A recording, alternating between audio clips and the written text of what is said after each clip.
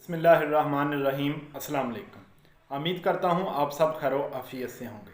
आज का वीडियो का टॉपिक है जरियान और इख्तिलाम का ख़ात्मा, असाबी कमज़ोरी का इलाज, मर्दाना कमज़ोरी का इलाज, टाइमिंग में बेपनाह अज़ाफ़े का इलाज। जो अफराद जवानी में गलत कारियों और बुरी सुखमत में मुलव्वस हों, जिसके अज़्वे ख़ास में ढीलापन या उनके पट्ठों में रगों में नरमी पैदा हो गई हो, ये नुस्खा उसको एक नई ज़िंदगी देता है। इसको इस्तेमाल करने से आपको बेपनाह फ़ायदा होगा।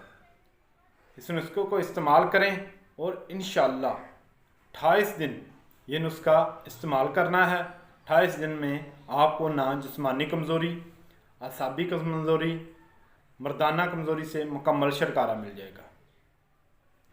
इसके लिए आपने जो चीज़ें लेनी हैं वो है असगंध 10 ग्राम, गोखरू 10 ग्राम, तुखम कवंच 10 ग्राम, दारचीनी 10 ग्राम, अकर करहा 10 ग्राम। इन तमाम अशिया को आपने बारीक पीस कर ग्राइंड कर सफ़ूफ तैयार कर लेना है और सुबह शाम नीम गर्म दूध के साथ 1 ग्राम सुबह और 1 ग्राम शाम को 28 दिन तक इस्तेमाल करना है।